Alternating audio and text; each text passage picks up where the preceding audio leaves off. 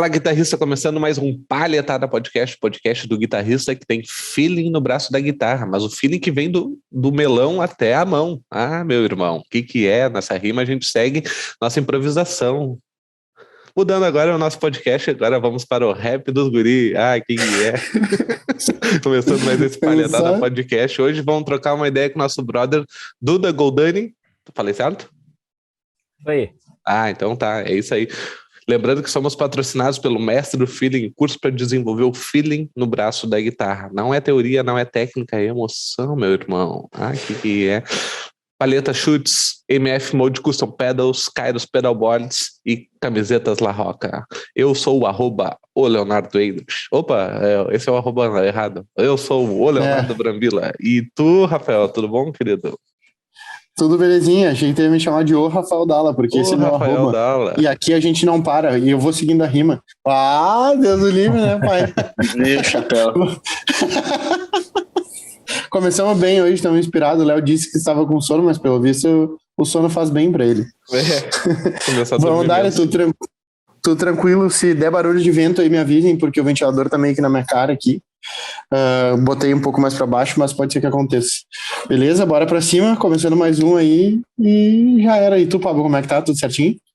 E aí, gurizada, tudo certo? Hoje eu tô num lugar diferente aqui, não tô no estúdio, tô viajando a trabalho, mas nada impede a gente trabalhar. Estamos aí, prontos para mais uma edição do Palhetada Podcast. Hoje temos a participação do grande brother, Duda Goldani, grande guitarrista, grande professor da cidade de Caxias do Sul, que é onde eu moro. E com certeza vai ter bastante história interessante para ele contar pra gente, muita coisa que eu quero saber. Inclusive, um parênteses aqui, um dos motivos mais fortes de eu ter lembrado do Duda para participar do podcast foi em função de um podcast que a gente fez com o Alex Heck, que ele comentou toda a trajetória da galera de Caxias na guitarra. E ele comentou sobre ti, né? Tipo assim, legal.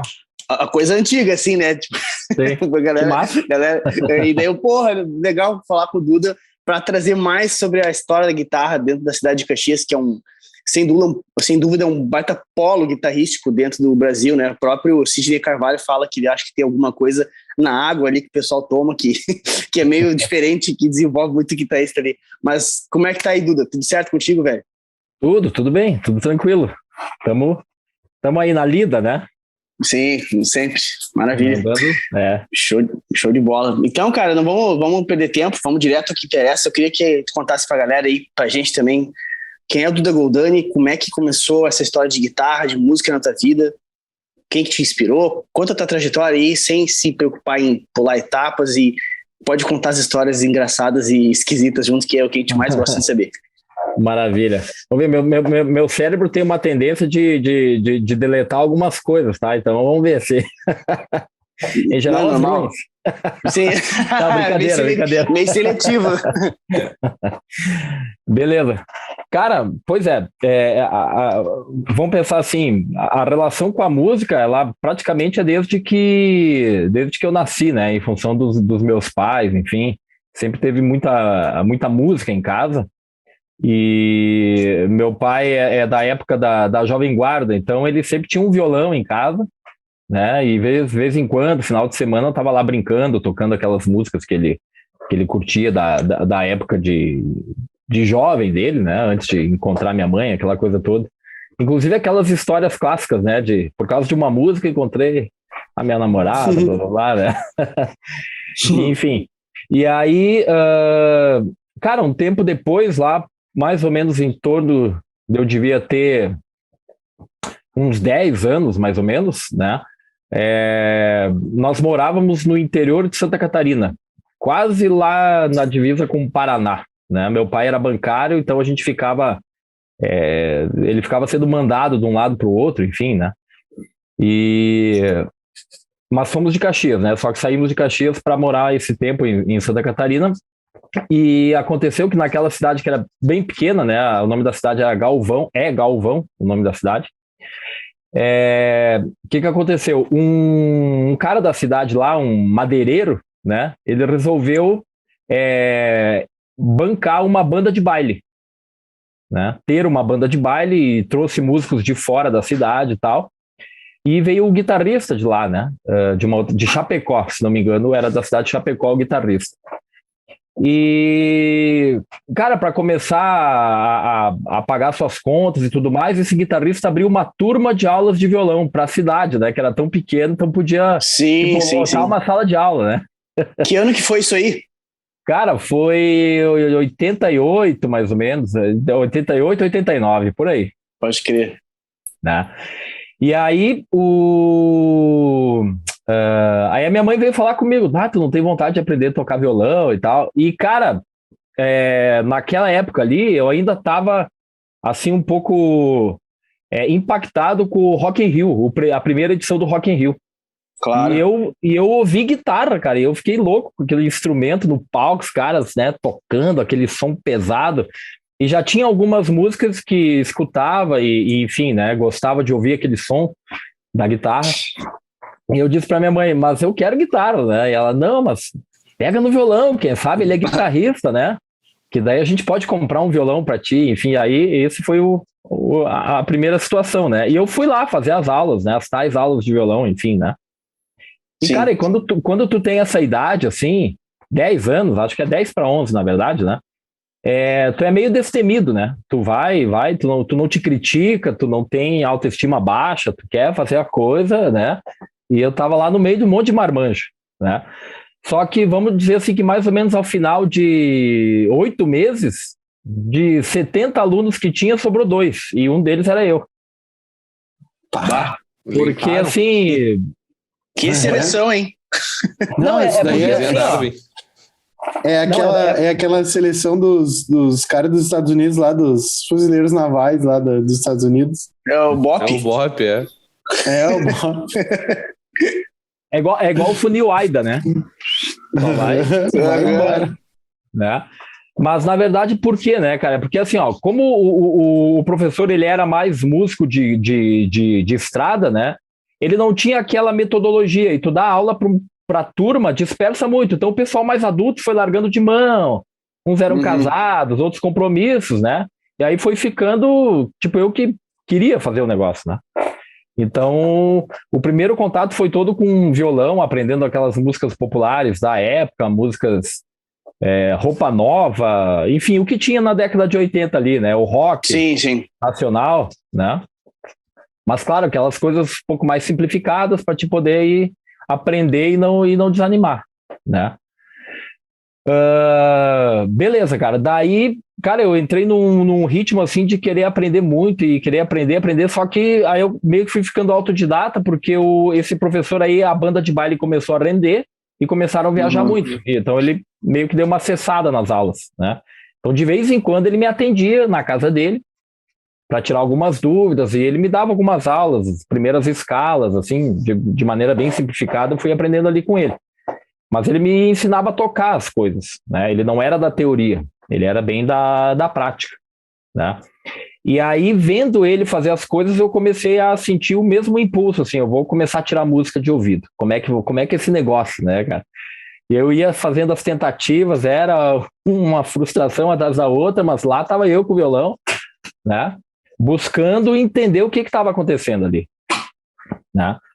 E aí a única banca da cidade, né, resolveu trazer uma encomenda lá, como é que seria, um lote, né, daquelas revistinhas de cifra. Pronto, aí eu comecei a ver o mundo de vários estilos diferentes, assim. De vários estilos diferentes, né? Basicamente, na época, eles se baseavam muito no repertório das novelas. Normal. Então... o que tinha mais popular, né? TV, né, cara? O que mais tinha gente assistindo. O que bombava, né? O Twitter não bombava. Na época... o Léo hoje tá que é o Carlos Alberto de Nóbrega com as piadas.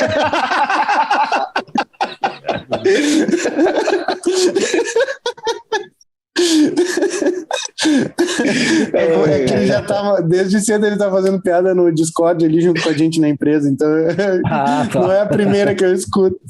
Mas eu me lembro também, meu pai e minha mãe me diziam que eles compravam, porque quando eu comecei a comprar LP e tudo mais, Lógico, eu comprei LP não por necessidade, sim por vontade de ter e ouvir pra ver como era diferente e tal. Mas eles tipo, a maioria dos LPs que eles tinham eram coletâneas de novela, porque era uma parada muito cara de comprar e, tipo, daí eles compravam aquele LP que eram as músicas que eram sucesso naquela época, normalmente eram as músicas da novela. Daí eles compravam, então a revistinha foi mais ou menos no mesmo... Isso aí. Na mesma lógica. De vez em quando tinha uma revistinha lá, foi uma das que me marcou também até hoje e trabalhou muito a minha influência, foi uma revistinha que apareceu assim, Legião Urbana versus Engenheiros do Havaí. Né? E aí, tipo assim, era a batalha da década, né, no Brasil, né, do rock nacional. Do rock nacional, total. Total. E, cara, mas por alguma questão de sonoridade, de ter aquela, de sentir a música de uma forma pessoal, né, eu virei mais pro Engenheiros do Havaí na época. E aí, mas enfim, eu tirei algumas do Legião, mas fui forte nas músicas do Engenheiros do Havaí, né? E, enfim, às vezes vinham as revistinhas com 2 músicas só que tu conhecia e outras 12 que tu nem sabia como é que começava, né? Sim, e tu tinha que ter os discos, né, cara? Ou ter alguém que conhecia alguém pra copiar com a fita cassete, claro. Era um negócio, tu tinha que correr atrás, não é assim, vou no Spotify lá escuto, né? Era uma coisa que tu tinha que ter acesso. Não dava, porque como eu falei, essa cidadezinha que a gente morava, cara, então assim, eu chegava a quase nada lá, né? Então essa mesma banca que trouxe as revistas, ela trazia discos de vez em quando, mas não dava pra gente saber de tudo, né? Então por muito tempo, assim, vamos botar um parênteses, né? Quando eu voltei a morar em Caxias, cara, eu comecei a descobrir coisas que a galera da minha idade já sabia, mas eu nem sabia que existia. Mas é porque a informação não chegava lá. Sim. Então, qual era a informação que chegava? Só a informação na época da Globo, né? Que era a única TV que tinha sinal para aquela região. Né? Sim, sim. Aí eu fazia isso aí, cara. Ia lá, comprava uma fita virgem, ia nessa loja lá, dizia, tem aqui as músicas, grava pra mim, né? Na fita cassete, as músicas da revista, levava pra casa e tentava, né? Ir aprendendo o negócio dessa forma. Né? Outra coisa era ligar pra Rádio Atlântida de Chapecó, toca tal música, mas avisa que eu vou gravar. Avisa a hora que vai tocar, e daí eu vou botar a fita pra gravar. Que loucura, né, cara? Os caras eram bem gente boa, eles faziam isso, daí... né, virava aquele chato lá 2, 3 vezes por semana ligando para Atlântida e pedindo música, né? Mas era em função do interesse, né, cara? De aprender aquelas. Então eu lembro muito, assim, da música The Wall do Pink Floyd, Another Break in the Wall, né? Sim. Ligava lá na rádio, cara, toca aquela lá e tal, né? Para aprender a tocar a música, porque eu vi meu professor tocando na banda e tal. E assim foi indo, né? Mas foi pegando as músicas inicialmente de forma muito mastigada, só com o violão, mas foi bom para aprender, cara, porque naquela situação não tinha internet, né? Não tinha clube, enfim, então o que eu ia fazer depois do colégio, né? Pegava o violão e tentava aprender as coisas, né? Era uma coisa assim que pegou um embalo, digamos assim, né? Pisou no acelerador. E aí essa vontade de aprender, de entender os sons, enfim, ela ficou ali funcionando, latente, eu fui me virando conforme as possibilidades existiam, né? Foi por aí. Sim, total. Aí, cara, quando eu comecei a arranhar os primeiros riffs de guitarra, assim, que tinham em músicas, né, de guitarra e tal, daí meu pai me propôs, assim, quer uma guitarra? Né? Isso mais ou menos um ano e meio depois, né? Aí, sim, eu quero e tal, né? Daí fomos lá, naquela ansiedade, assim, tinha que pegar a primeira que tinha lá na cidade. Era uma guitarra tonante, né, cara? Era uma madeira só a guitarra, né? Sim. Enfim.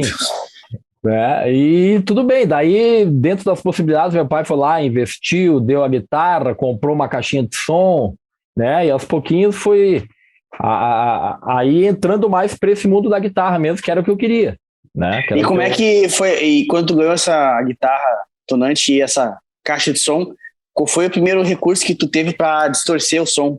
Pedal, tu fez que nem eu quando eu ganhei minha primeira caixa de estudo, era uma Watson pequenininha assim, Meu pai não teve grana de comprar o pedal junto, né? Foi a guitarra e o cubinho, né? Aí eu descobri que se eu botasse no máximo, ele distorcia, né? Só que tu imagina, né? A coisa linda que era a distorção daquela caixa no máximo, né? Coisa... Mas, cara, eu era mais ou menos isso. Era mais ou menos isso. Só que essa caixa aí, ela chegava num limite lá, mas não distorcia. Aí eu descobri que o aparelho de som 3-em-1 do meu pai, aquele distorcia. Tá que nem nunca. Quem nunca? Lá, né? Descobri que tinha uma entrada, né? De um plug P10. Tá, agora para tocar essa música eu vou ligar no som do pai ali. Olha os falantes aqui, ó. Arrebentando os altos. Trepidando, né, velho? Trepidando. Né? Eu me lembro, eu também não tinha caixa com distorção e eu tinha um 3-em-1 no meu quarto, que foi a época que eu comecei a comprar vinil e tudo mais, eu tinha um 3-em-1 no meu quarto. E aí eu, vou plugar a guitarra pra ver o que acontece, né? E aí quando eu vi que distorceu, eu também, foda. Aí eu comecei a mexer nos volumes e tudo mais ali, aí eu percebi que se eu aumentasse muito o volume do som e baixasse na guitarra, não distorcia. Ficava mais cleanzão, assim. Aí, agora, se eu desse no talo na guitarra e baixasse um pouco no som ali, a guitarra no talo fazia distorcer o negócio. Deu, sabe? Aí foi um universo pra mim ali, ó. Aí já timbrava, né, pai? Sim, timbrava. Não tinha erro, né? E foi uma das principais fontes de estudo pra mim no início, tá? Esse recurso, porque dava pra se gravar.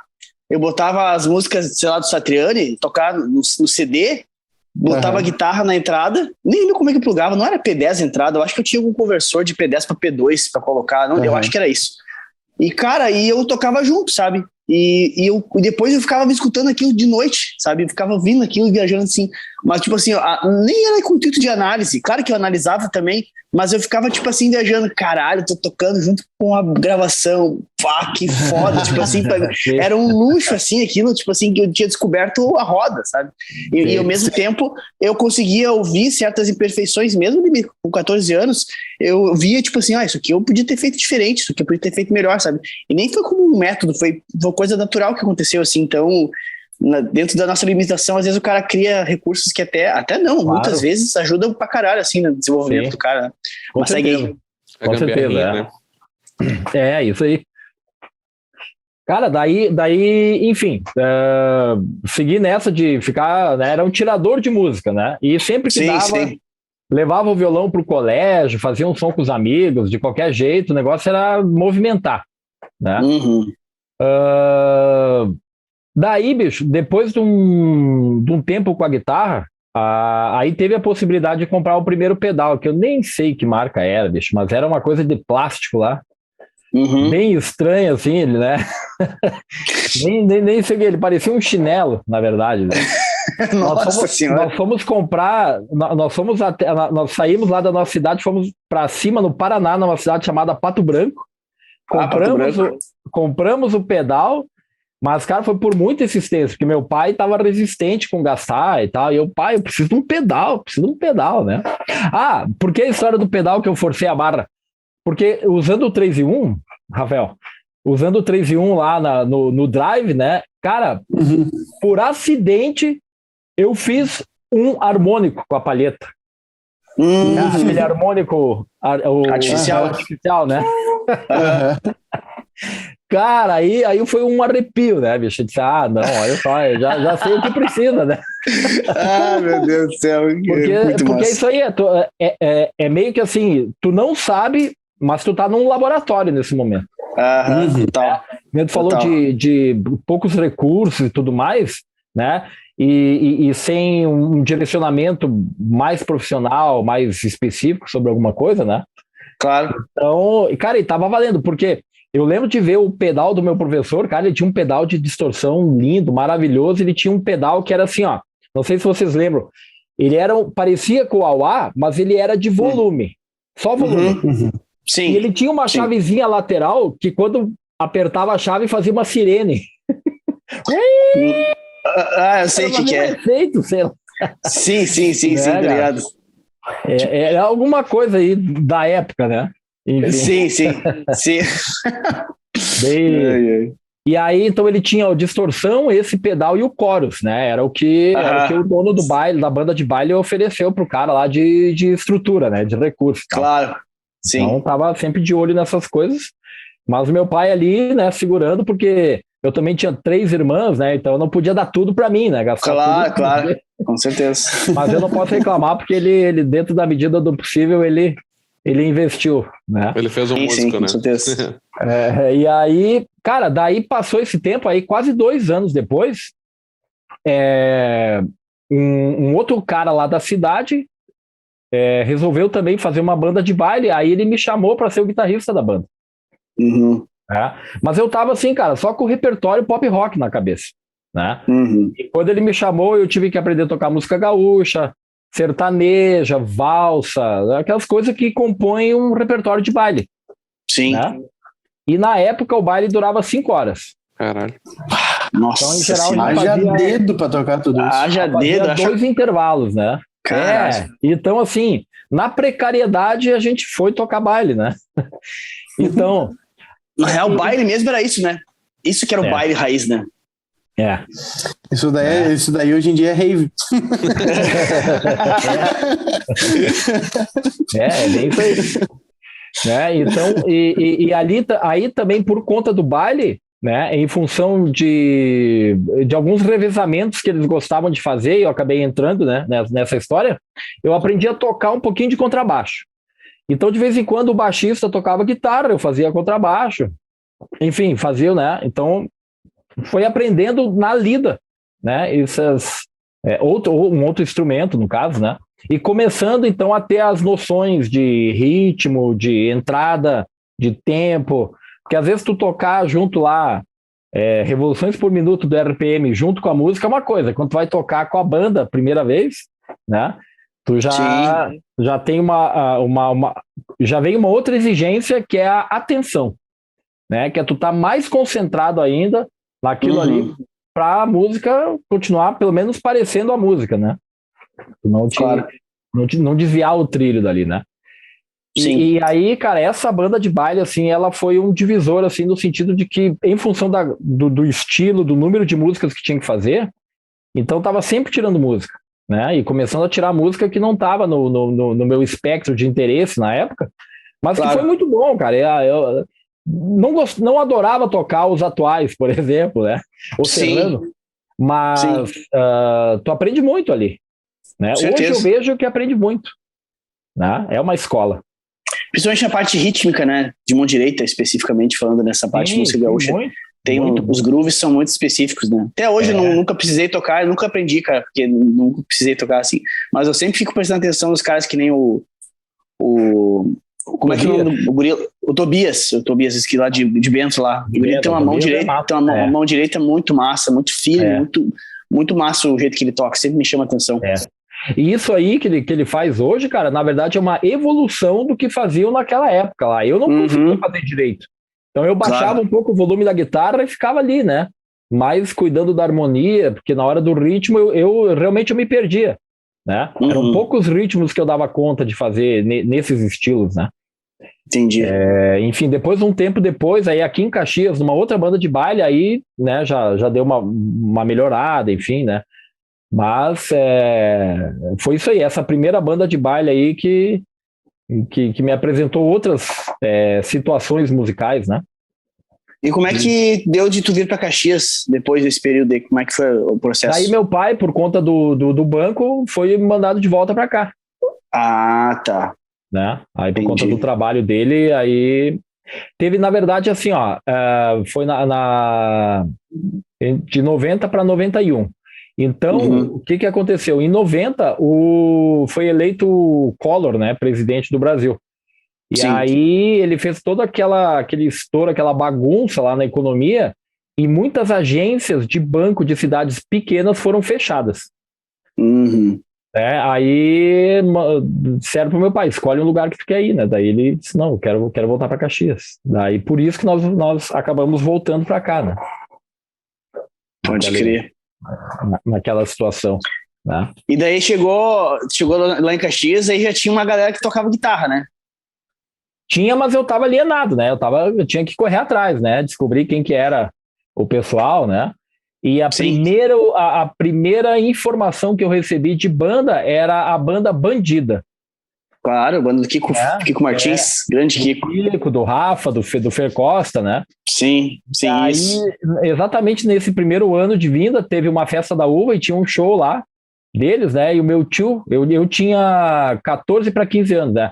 E aí um tio meu disse, vamos lá, vem ver essa banda aqui que eu acho que tu vai gostar. E fomos lá, e aí comecei a descobrir o pessoal, né? Sim. Aí. E como é que foi ver o show deles, assim? Porque já era uma outra... Imagino que isso já foi meio que chocante, porque, tipo, tu tá acostumado com uma parada e imagino que lá, quando chegou lá, a galera mais roqueira, talvez tenha te chamado, ao menos pra mim, te chamaria atenção, né? Como é que foi o choque, assim? Chamou muito atenção, cara, porque a Bandida, com o Fer Costa e o Rafa, né, eles já eram performáticos. Sim. E essa energia de palco eu nunca tinha visto ao vivo. Ah, pode crer. Eu nunca tinha visto alguém fazer em cover, né? O ter com a energia vai de um lado para o outro, né? Cabelo comprido, sacode, né? Uhum. E um som lindo, né, cara? E tocando super bem, banda, né? Essa é uma coisa que eu percebi assim, cara, esses caras tocam muito bem, porque era um som super redondo. Sim, né? sim. Eu lembro de uma das músicas, eles tocavam Titãs, cara, era assim, muito cravadinho, né? Fora outros, claro, né? Faziam os Van Halen, faziam de tudo, né? Dentro da linha do rock. Então isso aí me chamou bastante atenção, né? De ver essas performances, né? De, cara, olha que massa, né? Aí eu começava a ter aquela imaginação, né, cara? Vou ter uma banda de rock, assim, assado e tal. É legal, que legal esse clima, a galera cantando junto, né? Porque no baile tu não tem isso. No baile tu toca para as pessoas entrarem no salão, dançar, comer, beber e tchau, né? Isso aí. E ali a dinâmica público-banda era outra, né? Então teve esse impacto, tá muito claro na minha mente aqui, quando fez a pergunta foi pá, né? Exatamente o que me veio, assim, da lembrança, né? Cara, e aí, assim, aí alguns contatos... Oi? Não, vai lá. Aí, assim, alguns contatos demoraram para acontecer, até um pouco, assim... Eu estava vindo de uma cidade interior, tinha uma certa timidez, assim, apesar da vontade, né, de correr atrás, enfim. E aí teve um primo meu que gostava de Iron Maiden, bluseiro, também me apresentou Iron Maiden, porque até então, tu vê, eu não sabia o que era Iron Maiden. Aí ele me apresentou e falou de vários, me apresentou o Satriani, né? E eu fui só guardando aqueles nomes, mas ainda não fui atrás, né, de descobrir muito o que era, né? Beleza. Nesse meio tempo, cara, teve uma festinha assim familiar, né? E aí uma prima da minha mãe chamou a gente, né? E a mãe disse, leva o violão, vamos lá, né? Fazer um pouco de barulho e tal. E aí nessa reunião familiar tinha o dono de um conjunto de baile, né? E aí a gente conversou, ele pedia, toca tal música, toca. E lá já tava, né? Muita música já tava na ponta do dedo. Na ponta dos dedos. Daí no que terminou, e na noite e tal, fomos embora e disse assim, uma hora eu vou te chamar para tu vir assistir o nosso ensaio. Tá, beleza, né? E ali deve ter passado 2, 3 meses e tal. E nisso eu tava, continuava tirando as minhas músicas, cara, aquele início da década de 90 começou com Guns N' Roses pra mim, né? Começou com Guns N' Roses, R.E.M. Então esse som eu tava tentando ainda tirar muita coisa sozinho, muita coisa eu não conseguia tirar, né? Mas tava sempre naquele movimento, né? De ir aprendendo e tal. Aí uns 2, 3 meses depois eu fui assistir o tal do ensaio aí dessa banda de baile e acabou que eu entrei na banda, né? Então, mais um período de experiência de baile, assim, aquele esquema, né? Só que daí deu para perceber a estruturação da banda diferente, mais profissional, né? Os músicos, não eram todos músicos, né? Mas, assim, quem tocava e cantava tinha muita competência no que fazia, né? Então, toda a questão de organização, o lugar do ensaio, enfim... Tava tudo ali, né? Era uma banda que só alugava o caminhão para levar todo o equipamento pro baile, voltava, né? Então ali foi uma segunda experiência, assim, bem, bem interessante, né? Era uma banda maior, em alguns momentos tinha metais, né? Os vocais também, quase 4, 5 vozes, quase todo mundo cantava, então tinha ali coisas bem, bem interessantes, né? E, cara, daí, nesse meio tempo, conversando com esse meu primo que apresentou o Iron Maiden e o Joe Satriani, uma vez eu estava na casa dele, arranhando lá no blues, né? Nem sabia nem o que era uma pentatônica, e ele lá, né, fazendo band e tudo mais, eu, nossa, o que eu tô fazendo aqui, né? E aí ele, tu quer um professor legal? Tu tem que procurar o Merônio. Ele é o mais caro, mas é o melhor. E aí aquilo ficou na minha mente, né, cara? E passou um mês e eu esqueci o nome, né? Aí fui lá no meu primo, de novo, como é que é o nome daquele professor? Ela, não, é o Merônio. É o melhor, mas é o mais caro e tal, né? Cara, e aquilo foi, né, foi rodando na minha cabeça até que um dia eu fui assistir um concerto da escola, né, da Prelúdio, e aí o Merônio tocou com os alunos dele, enfim, a apresentação da escola, né?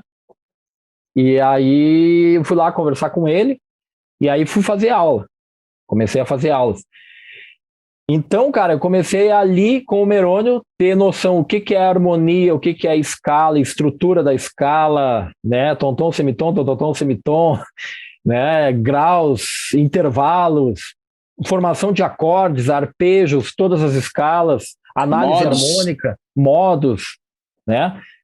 Tudo aí eu comecei realmente a conhecer música, né? Música assim do lado teórico, mas qual era a minha busca, né, cara? Era acelerar o meu processo de tirar as músicas de ouvido, que eu tinha chegado no limite por conta própria. Então eu precisava de uma orientação que me desse um caminho para eu ganhar tempo, né?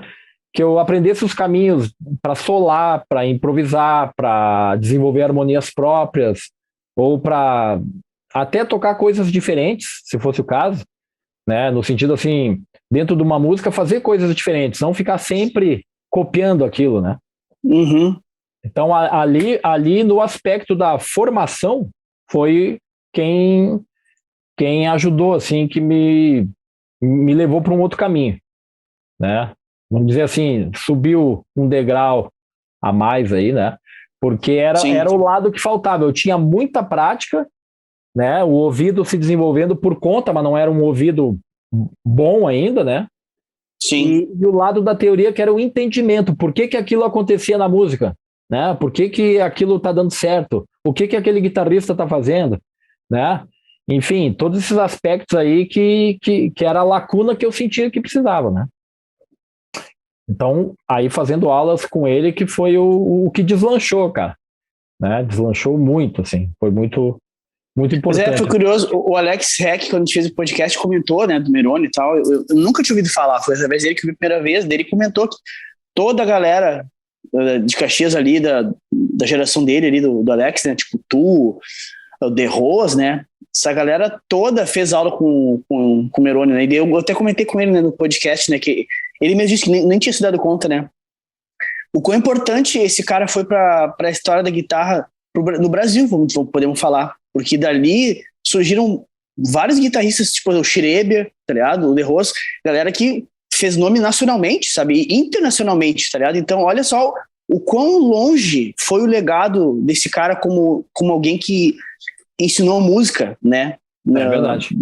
Então é uma coisa bem interessante que até, tipo assim, se valeria a pena até fazer alguma coisa relacionada a ele, né? Contar a história dele para as pessoas saberem na internet, porque eu, por exemplo, como eu disse, eu conheço toda essa galera e nunca tinha ouvido falar nele, assim. Então, eu acho que seria uma coisa bem, bem legal de se fazer, assim, uma homenagem, alguma coisa do tipo, assim, do cara. Eu tenho pensado muito nisso, cara. Acho que é importante, sim. Né? E quem sabe a gente consegue organizar alguma coisa aí, né? Eu acho que seria legal, vale a pena investir na ideia, assim. Com certeza, porque, eu vou te dizer, tipo, eu não conheço, não tenho noção, assim, mas a sensação que teve quando a gente conversou como é que era o nome do outro guitarrista? Paulo? Alex. O Alex. A sensação que teve é que, tipo assim, sabe esse lance que fala o que tem na água de Caxias? A sensação que teve é que foi ele que fez a diferença, né? Total. O Meroni, esse daí que ele tinha uma forma de falar, de expor, de ensinar, que fez os guitarristas que estavam ali perto dele e que levaram a sério o que ele ensinava despontarem de uma forma num outro nível em relação ao resto, assim, sabe? Essa sensação que deu, assim. Então, tipo, não era a água que era milagrosa, mas ele que tinha um método, assim, de ensino que fez vocês aprenderem de um outro formato, assim, sabe? De uma forma que vocês conseguiram compreender e evoluir além do comum, além da média do que existia, assim, sabe? É verdade. Na verdade, assim, a formação do Merônio é violão clássico. Isso, né? Como ele foi músico de baile, ele foi o primeiro guitarrista da banda Itamone, aqui de Caxias. Né? E então, como ele foi músico de baile, na época dele, o guitarrista ele tinha que escrever os arranjos para todos os músicos. Então, olha como trabalhou a cabeça dele isso aí. Nossa, né? Isso aí é... Cara, de escrever arranjo para metais, para as vozes, até a linha de baixo ele tinha que escrever para o baixista. Né? Cara, então, isso é surreal, tipo assim, tu não encontra isso aí em qualquer lugar. Não encontra mais hoje, né? Em outros lugares, aqui no Rio Grande do Sul, quase não tem mais gente que faça isso. Mas assim, e aí o que aconteceu? Daí o salto dele, né, foi porque ele foi para o México, né? E aí lá ele foi fazer a formação do clássico, só que ele continuou sendo arranjador de banda de baile, tendo contato com gente muito fera, né? E aprendendo as coisas da harmonia dos caras da Alemanha, os caras, né, mais pica grossa, assim, que sabiam do assunto, né? Então o volume de coisas que ele fez, né, de pegar aquele conteúdo teórico e transformar ele rapidamente em coisa prática, né? Pela formação do clássico dele é uma coisa, mas o aspecto da técnica para a guitarra e da harmonia que o guitarrista precisa saber, ele entregou muito bem para nós aqui. Né? E aí realmente ajudou muito a galera. Né? Tu falou do Schreber, do Alex Reck, do De Ros, tem o Rafa Schiller. Schiller também. O Jonathan Macedo também fez aula com o Merônio. Cara, uma penca de gente. E assim, ó, só para te dar um exemplo, uma referência, né? Tu já ouviu falar do Dudu Trentin?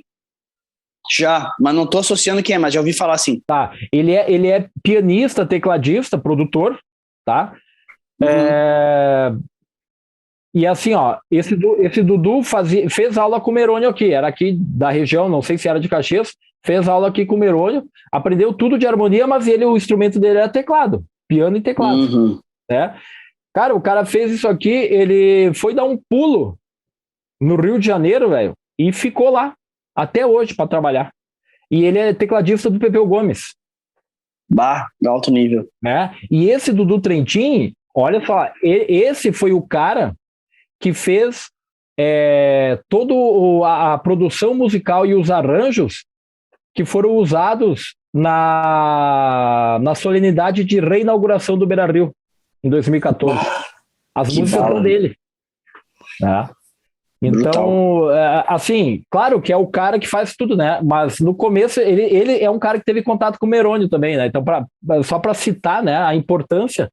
Né? Demais, meu. O Merônio já me contou umas 3 vezes isso, cara, que um dia o Dudu chegou na aula, olhou para ele e disse assim: Merônio, agora eu entendi tudo o que é modo. Eu já sei tudo dos modos. Tu já resolveu minha vida. Diz que foi o único cara que disse isso para ele até hoje.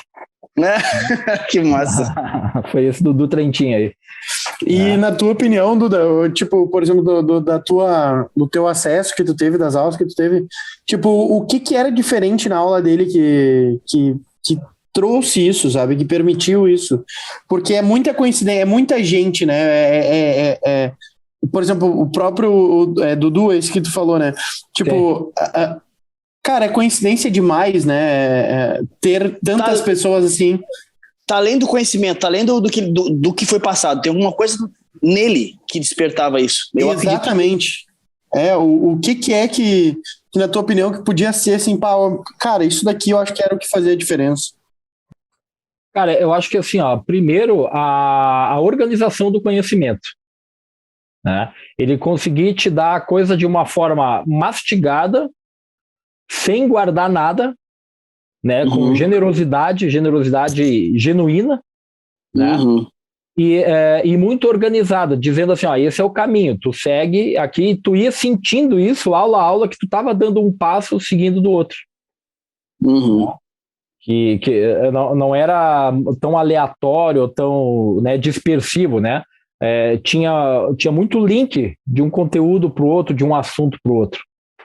Né? E tu ia vendo isso à medida que pegava o instrumento, depois de uma terceira, quarta aula, tu já começava a olhar o instrumento diferente, a ouvir uma música com um ouvido diferente. Né? Então, para mim, o impacto foi esse. Né? Foi de que, em função daquela lacuna que eu tinha, que rapidamente é como se ele abrisse a torneira assim, e despejasse, né, o negócio. E aí a coisa pegou um rumo diferente e muita coisa foi clareando para mim. Né? Foi me dando aquela luz de tu olhar para o braço da guitarra e não ver assim simplesmente as casas e cordas, né? Tu vê ali, né? Tu vê as notas, tu vê o acorde, né? Tu vê as escalas, tu vê num solo, por exemplo, a introdução do Sultans of Swing, tu enxergar ali, né? A escala, a variação, as notas, os graus que estão sendo usados, né? Ou no começo do solo do The Wall, que é a pentatônica que está ali, né? Na tua cara, né? Sim. Então, esse foi como a gente diz, deu luz, né? Deu luz para aquelas coisas assim que tu não conseguia enxergar antes. Né? E realmente, cara, ele teve um impacto forte, assim, porque eu ouço gente falar assim, vinha gente de Curitiba fazer aula com ele aqui em Caxias. Bah, imagina só, velho. Vinha gente do interior, vinha gente aqui de Vacaria, vinha gente de Santa Maria, né? Então, em uma época que não existia Instagram para divulgar, né? Pois então foi uma coisa assim que que ele tocando, cara, quando ele tocava, né, fazia os concertos de erudito, era muito impactante. E eu acredito que uma das coisas é que ele mostrou a possibilidade de tu ser um artista aqui na região, de tu ganhar a vida como artista, como professor, como músico. Né? Eu acho que então tem um negócio interessante aí. Levou muita gente a procurar ele. Né? Porque negócio interessante.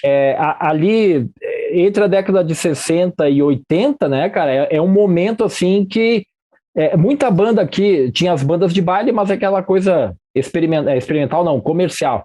Né? Comercial.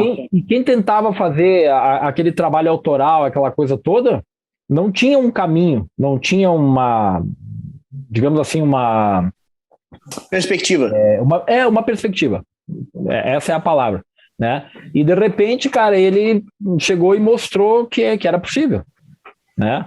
E isso numa área que hoje em dia é quase esquecida, né? Que é o violão erudito. Pois é. Sim. Mas assim, só que ele veio com tanta bagagem que ele atendeu a demanda dos outros músicos, no aspecto da harmonia, da teoria, né, esses entendimentos aí que faltava.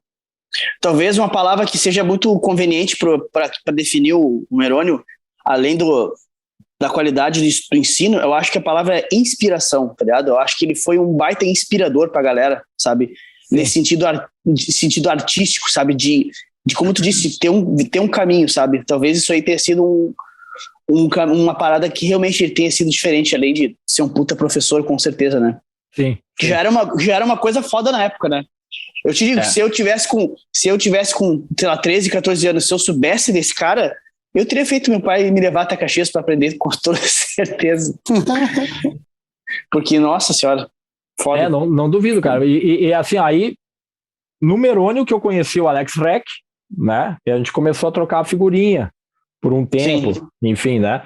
Que ele era aluno mais ou menos na mesma época, mas o Alexandre, cara, já estava assim com técnica super avançada, ele já tinha, né? Ele já estava um guitarrista praticamente pronto, assim, né? Qual Alexandre? Desculpa. O Heck, Alex Heck. Ah, tá, tu não é Alexandre, tá, Alex, tá certo. Alex Heck, eu não sabia que o nome dele era Alexandre, eu conheço por Alex só. Sim. Cara, uma coisa que ele falou no outro podcast e que vai ao encontro que tu falou, Duda, é que aí eu quero perguntar pra vocês, tá? Ele falou, eu me lembro que ele falou a mesma frase que tu, sem esconder nada, sabe? Que ele ensinava sem esconder nada, com muita generosidade. Por que vocês acham que ele não escondia nada e o que é que se esconde de repente numa aula, entendeu? Tipo, Cara, o que seria o não esconder nada? Olha, eu não sei te dar essa resposta por mim, porque eu, como professor, eu também não escondo nada. Né? Agora... Mas tipo assim, tu teve uma visão antes dele e uma depois dele. O que tu achava que era escondido e o que ele abriu pra ti, entendeu? Porque se tu sentiu que ele não estava te escondendo nada, tu pode comparar com alguma coisa, né? E de onde que veio essa tua percepção? Essa aqui pergunta do Rafael, acho que é isso, né, Rafael? Isso aí. Não, pois é uma pergunta um pouco complexa, ou a resposta, né? Mas a gente às vezes comenta isso porque compara, né? Em cima de uma comparação. Mas também por apenas ouvir falar, né? Ouvir falar de gente assim, esse cara não vai te dizer tudo o que ele sabe. Né? Eu acho que aí é que tem uma confusão. Porque, cara, tu ensina o que tu sabe, tu tem essa generosidade dele, que a gente dizia, para te ajudar a ser um músico melhor. Agora, ele não tem como contar, transformar em aula, por exemplo, a experiência dele como arranjador. Ou a experiência dele de ter tido dificuldade financeira no começo da carreira. Né? Eu acho que nesse sentido, assim, porque são coisas que... Aquilo que apareceu um tempo atrás nas redes sociais, né? Você só vê o palco, mas você não vê o bastidor. Sim. Né? E às vezes é isso, cara. Às vezes o foco dele era tão forte em instruir o pessoal que talvez ele não ia ficar falando, tu vai ter dificuldade aqui, tu vai ter dificuldade ali e tal. Então, né, eu vou te entregar o que eu sei porque é melhor para ti. Sabe que eu acho que eu entendo um pouco. Não sei se eu consegui te responder a pergunta, Rafael. Né? Sim, mas eu acho que também tem a ver, cara, talvez até com a formação de cada pessoa, né? Não sei se por coincidência ou não, anos depois, né, eu fui embora de Caxias, eu estudei música fora, e também tinha professores que eram assim, cara, generosos, né? Então, de repente, pode ser quando talvez uma questão de empatia, não sei, velho. É que assim, Rafa, tem um negócio que era comum na época, tá? Que para nós já virou automático não, mas já virou algo corriqueiro a gente saber que um bom professor entrega tudo que precisa ser entregue. Já é de conhecimento geral. Gerar valor para as pessoas como ensinando, já é conhecimento. Mas, cara, tipo assim, pegando esse background da antiga, que nem Duda, eu e tal, dos anos 80 ou 90, ainda era muito assim. Existia uma parada no inconsciente coletivo de quem sabia alguma coisa, de tu segurar o conhecimento. Porque se tu espalhasse aquilo, muitas pessoas passariam a saber mais que tu.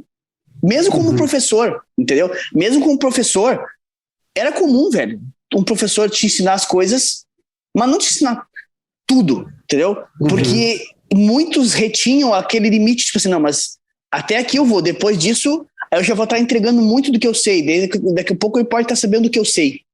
Tu entende mais ou menos? É uma questão de ego, sabe?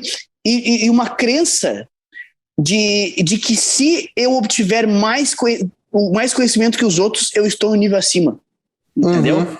Era uma coisa meio de época, eu acredito isso aí, sabe? Que nem o próprio, eu citei esse exemplo no podcast do Alex, que uma vez eu vi o De Rose contando uma história na internet de um ensaio que ele foi, que até hoje eu não sei de quem foi, na época que ele estava começando como guitarrista, talvez o Duda até saiba, não sei. Mas ele foi ver o ensaio de uma banda, o De Rossi tava vendo o cara, e daí na hora do ensaio, o guitarrista foi tocar um arpejo, e o cara simplesmente virava o braço pra galera não saber o que ele tava fazendo. Entendeu? Sim. É mais ou menos isso. Assim, tipo assim, não, eu que sei. Tipo assim, a galera não pode saber mais que eu, porque eu tenho que reter esse conhecimento aqui para estar um nível acima, ou seja lá o que o ego dele esteja querendo preencher, sabe? Então, eu acho que é nesse sentido, assim, que era um problema nessa época, e quando um professor que nem o Meroni chegava e expunha de forma genuína, como o Duda disse, né, o conhecimento todo, a ponto de tu sacar de forma assim, cara, realmente o cara tá me passando o que ele sabe, porque eu tô evoluindo de um jeito exponencial.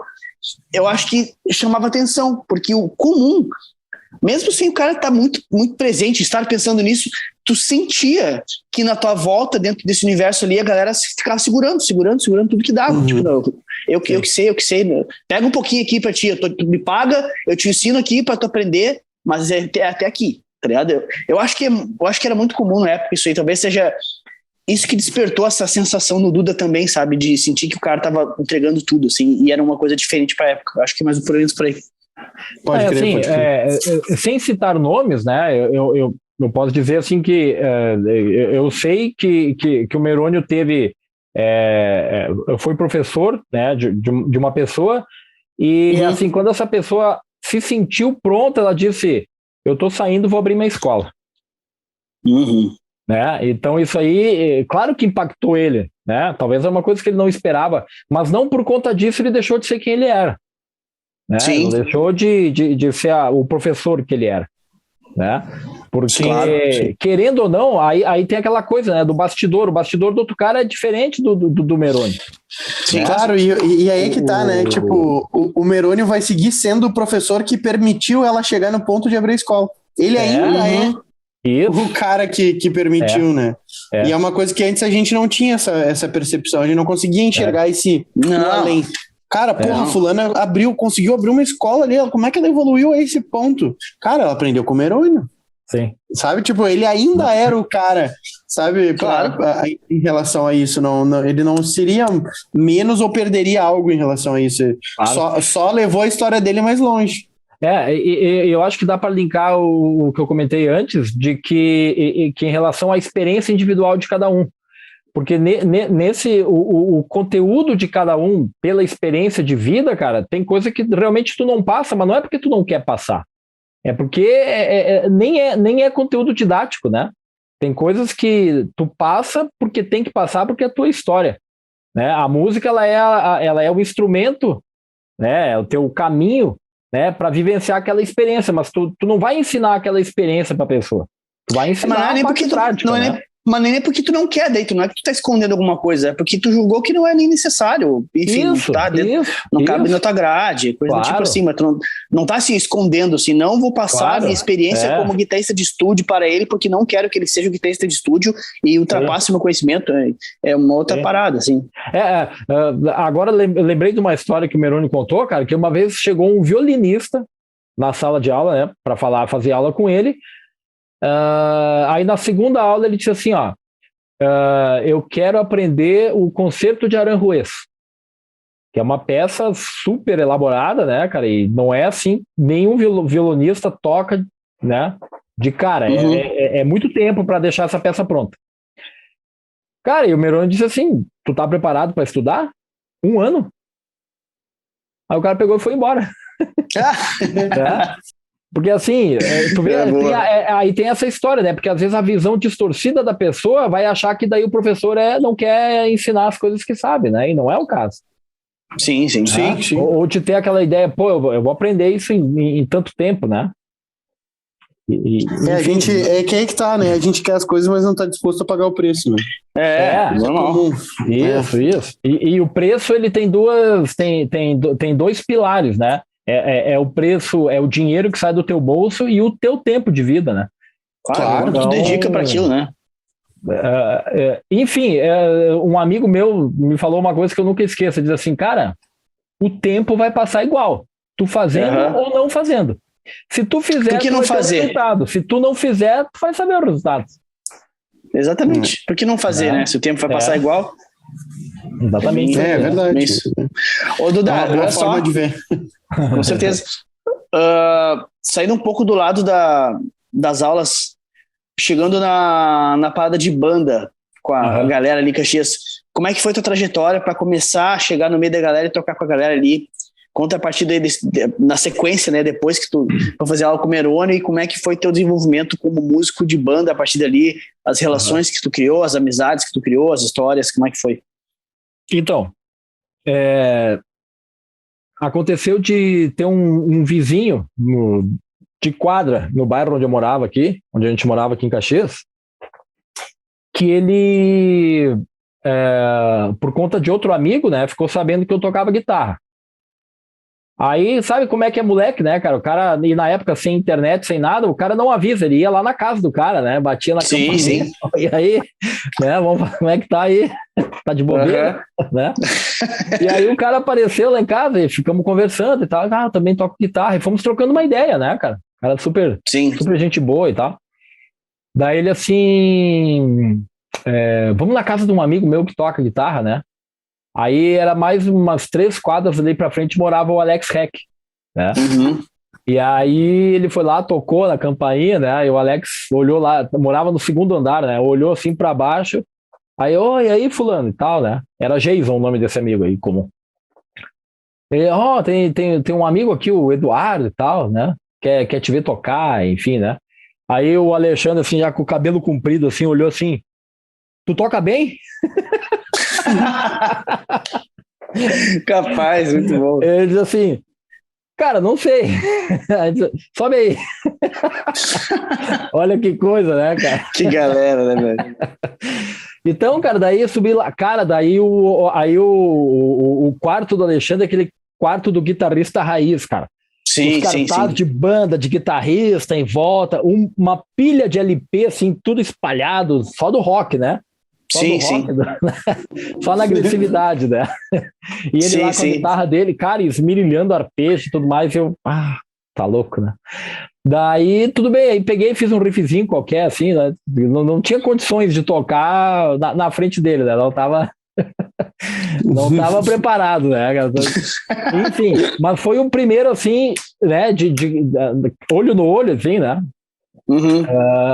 De conhecer, enfim, tá. Aí, beleza, o Alex tinha o esquema, acho que tinha uma banda com o irmão dele, que era baterista, na época também, né? A gente conversou um pouco e saímos. Aí esse amigo aí que me levou lá, ele disse, eu tenho uns amigos que têm uma banda, né? E, de repente, pode ser que tu possa tocar junto, né? Aí, tá, como é que vamos conversar? Não, eu levo eles na tua casa, beleza. Daí, cara, mesma coisa, né? Um sábado de tarde lá, toin, toca na casa lá, chegou uns magrão cabeludo, assim, né? E aí, né, calça de couro. E aí, tu toca guitarra? Toco guitarra e tal. O que tu toca, magrão? Né? Eu toco um pouco de Engenheiros do Havaí, eu toco um pouco de Dire Straits e tal, né? Beleza, tá, vamos ver, né? Aí ficamos conversando, trocando ideia, cara. E daí, fechou uma sintonia ali da galera, né? Depois já saímos para comer um X e tal. E aí, pronto, foi a primeira banda de pop rock que eu entrei. Na época, o nome da banda era Perfeita Simetria. Né? Nem era fã do Engenheiros, né? Pois é, né? Por causa da pior, música, né? Nem era. Então, sim. Os nossos ensaios e o show, tipo, 70% do repertório era Engenheiros do Havaí. Né? Porque tinha aquela ideia do Power Trio, né? Com o baixista cantando. Era sim. Isso aí, né? Na época que estava em alta o álbum do Engenheiros, aquele ao vivo, acredito, né? Que tem. Isso, logo depois. Daí eles fizeram o Pop é Pop, que foi aquele estouro também, né? Logo em seguida. Isso. Enfim, daí Pop é Pop foi o primeiro LP que eu ganhei de rock, cara, do meu pai, 89, logo que saiu, assim, meu pai me deu. Que legal. Bem marcante. Foi muito marcante, A elaboração de algumas músicas lá, bicho, pra época, eu acho, assim, que era, né, sensacional. As composições são muito boas, né, meu? Tipo, a própria música, o Pop é Pop, eu acho baita som, tá ligado? Muito massa. Enfim, aí, cara, com essa banda foi os primeiros contatos. Então a gente fazia um show, abria a piscina da ABB, né? Tocava em algumas festinhas, enfim. E aí, um tempo depois, teve o Festival de Rock da Serra, né? Que era organizado pela Atlântida, pela Rádio Atlântida. Então, era bandas com músicas autorais, que iam para esse festival concorrer, enfim, né? Aquela coisa. Aí, para autoral, nós mudamos o nome da banda para Kamikaze. Tu vê os nomes, né? E aí fizemos uma música, cara, e olha só, acho que tu conheceu aqui, Pablo. Nós fomos gravar num estúdio que era assim, ó, era ali na Júlio de Castilhos, em São Pellegrino, do lado da Lojas Mariane Calçados. Nossa, eu quase defendi minha casa. Tá, ali, cara, num porão, era o começo da história do Zamba. Ah, o Zamba, claro. Claro. Então nós gravamos a música no rolo. Que loucura. Para ir pro festival, né? Gravamos no rolo. A oficial, né? A master era numa fita cassete, né? Gravamos a música, foi lá, gravou o baterista, depois gravou o baixista, ou eu e tal, né? Fizemos a música e fomos, né? Fomos seguindo a vida. Só um parênteses aí, cara. Agora tu me despertou um sentimento quando falou isso aí, porque eu me lembrei da época que eu gravei fita também. Cara, a sensação que dava de escutar depois de gravado era muito, muito massa, né? Tipo assim, tu realmente sentia que tu, tipo assim, meu Deus, tu te escutar com uma qualidade boa, porque o cara tá acostumado a tocar no 3 em 1, quando tu vai gravar num estúdio, que qual pior que seja, tu ouve aquilo, tu parece que tá ouvindo um CD, né? E, cara, aquilo que eu menos a primeira vez que eu gravei com uma banda, assim, nossa, eu passei a madrugada inteira ouvindo, cara. Gastei a fita de tanto ouvir. legal lembrar disso. Segue tipo isso, é isso aí mesmo. Cara, daí beleza, aí passamos aquela tal etapa classificatória, né, e fomos lá, primeira eliminatória São Marcos, segunda e final em Flores da Cunha, né. Cara, mas daí era aquela coisa de chalaça de banda, de estrada, né, cara. Coca-Cola com vodka, bagunça, né? Pastel, guaraná e salgadinho, coisa boa. E era assim, o ônibus, tu agarrava os amigos aí, já fechavam o ônibus, ia toda a turma lá pra cidade. Sim, né? Na torcida pra banda, umas faixas. Caravana, era bem nessa. Né? Muito legal, a galera muito roqueira, galera com cara pintada, calça de couro. Sim, era um evento, né, velho? Tipo era um evento, cara, era um evento da juventude da época, né? Porque a gente tinha 16, 17 anos ali, né? Então, era o que fazer, né? A festa era baile, isso daí era a festa da galera dos roqueiros, né? Vamos se juntar num festival. Exatamente. Total. Era muito legal, né? Muito legal. Um ambiente super legal, assim, né, cara? Super bacana, assim. Bem marcante, assim. Fala. Não, eu ia perguntar se daí deu um festival, porque nessa época era comum de ter rivalidade entre as bandas e coisa. Como é que rolava a parada, assim? Tipo, as coisas das bandas que ficam se olhando com umas caras, tipo assim, um tá saindo do palco, o outro tá, sabe? Esse lance nem tava tanto assim. Não, teve um pouquinho. Um pouquinho teve, né? Mas foi bem aquela coisa, assim, de guri, né? De guri novo mesmo, né? Mas nada. O cara assim tá vendo o cara. Errou ali, ó. Errou. Não, isso aí, então, nossa, aí é mais comum. O cara fica só assim, na frente do palco, só assim, isso. Só esperando. Aí o cara dá aquela trava aqui, ó. Ele fala assim, ó. Bem isso, a postura clássica, né? O cara de braço cruzado, bota o dedo aqui. Isso, cara. Tá louco, cara, que viagem. Só quando o campo brother, ó lá, fazendo merda. Não, mas, enfim. Mas era tudo na paz, né? Ninguém saía para qualquer tipo de confronto desnecessário. Sim. Claro. É. E como é que se desenrolou o festival no fim das contas daí? Cara, assim, eu nem me lembro qual banda que ganhou. Não vou lembrar agora. Mas foi bacana, cara, porque tu tem aquela experiência, assim, de toda uma estrutura de som e luz, né, à tua disposição, claro. os jurados, né? Fala o nome da tua banda, conta um pouco da história da letra, enfim, né? Então, era coisa de tipo 15 bandas, né? 30 na eliminatória, 15 na final, então uma coisa bem já, mas funcionou assim como um evento, uma diversão, assim, principalmente para as cidades ali, né? Que eram menores, são menores ainda, né? Sim. E eram um diferencial, né? E, pô, os locutores da Atlântida, né? Aí o cara pegava o gravadorzinho, assim, ele ia lá e botava na caixa de som do PA para gravar o show. Depois ele tirava o gravador, voltava lá. Que loucura. Tá louco. Sim, né? Mas era o máximo, né, cara? Era o máximo. Né? Muito legal. Cara, e paralelo a essa banda, eu continuava naquela banda de baile aqui de Caxias, né? Tava sempre fazendo as duas coisas, energia de moleque, né? Jogava bola 5 dias por semana, tocava em 2 bandas, né? Nada me segurava, né? Fazia aula com o Merônio. A milhão. A milhão, né? Cara, daí aconteceu um momento assim, define a tua vida, moleque, né? Sim. Daí, cara, eu inventei, velho, de pegar e fazer mecatrônica. Né?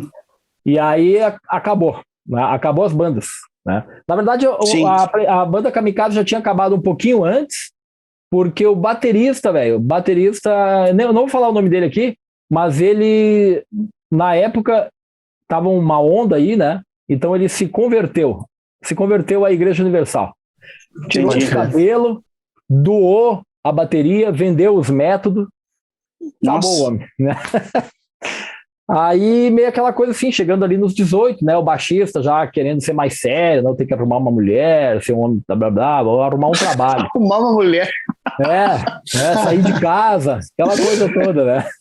Muito bom. Enfim, né, cara? Aí tive um desvio de rota, né, velho? Fui fazer mecatrônica, depois fiquei 3 anos trabalhando na área, então foram 5 anos ali que eu me distanciei do mundo musical, mas não da guitarra, né? Porque a guitarra tava sempre em casa, né? Claro. E ali foram momentos assim que eu tava começando a tirar muito Satriani, principalmente, né? Então, o momento de relaxamento de todos esses estudos, do trabalho em outra área, era pegar a guitarra e tocar. Tocava Satriani. O primeiro disco do Frank Solari, eu lembro que eu tirei umas 3, 4 músicas também. Né? Sim. Então, esse contato não foi perdido, mas ele, assim, deu uma quebrada, né? Naquele pique lá, porque teve essa pressão familiar aí, né? O que tu vai fazer, né? Né? Cara, aí olha só que engraçado. Aí, uma época de férias, tava na praia, né? Aí tem os vizinhos, né? Amigos assim que tu vê todo ano e tal. E numa tarde eu tava na casa de um amigo e o pai dele, eu não sei se é ainda, mas na época ele era professor de filosofia na URGS, em Porto Alegre, né? E aí, cara, ele sempre assim, né, traduzindo a história da França, né, traduzindo um monte de coisa, né, o cara assim, cabeça, né, outro... E aí, ele olhou assim pra mim, tu fez mecatrônica, né, Duda? Ele olhou assim, ó, cara, eu tô com um problema naquela torneira ali, será que tu me resolve? Né? Tudo a ver. É porque tu tem algumas noções de hidráulica no curso, né? De mecatrônica. Aí tá. Daí eu pedi pra ele o que é. Daí ele, é tal coisa. Aí eu disse, é tal coisa, né? Só que eu não falei com tanta segurança, assim, né? Porque eu não tava afim de falar do assunto, né? Cara, ele falou uma coisa assim que me tocou, né? Ele disse assim, quem gosta do que faz aquilo 24 horas por dia. Cara, daí aquilo assim veio assim, bicho, eu não tô no lugar certo lá. O que eu tô fazendo? Eu não tenho que ficar programando CLP, sensor de máquina, não, né? Cara, e aquilo ali ficou se retroalimentando assim na minha mente, assim, uns 4, 5 meses até que eu pedi as contas, né? Até que eu pedi as contas, falei pra família, disse, galera, né? E ao mesmo tempo, cara, aí era um período que eu voltei a fazer aula com o Merônio, né? Porque eu tinha ido embora de Caxias, voltei para Caxias, voltei a fazer aula com ele. E aí comecei a pedir para ele, né, algumas dicas. Pô, o que eu posso fazer para viver de música? Né? Aí começando a pegar ele como mentor de carreira, né? Além das aulas, enfim, né? Cara, e aí ele disse assim, nós temos umas coisas para resolver aqui na escola, tu não quer nos ajudar? Né? Aí eu disse, quero, claro, né? Enfim, daí... Demorou.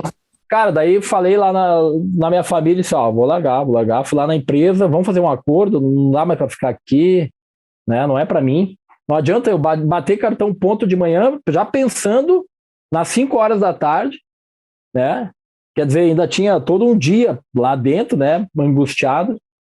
E, cara, pensando na guitarra, pensando no ensaio e tal, né?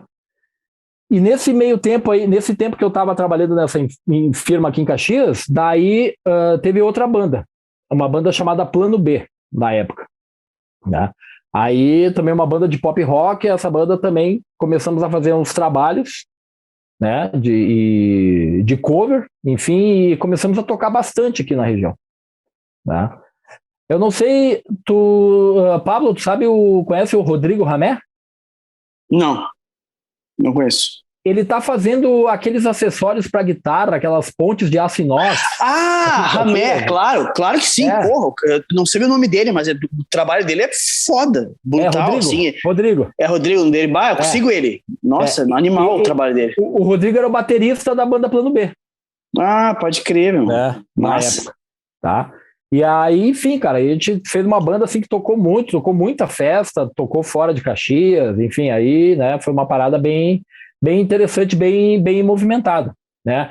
Então aí, com a banda Plano B de um lado, com o Merônio me dando uma oportunidade lá na escola, né, começando a fazer algumas coisas, quem sabe, né, começando a dar aula e tudo mais, né, eu acho que dá para aos pouquinhos e, né, tomando rumo, né?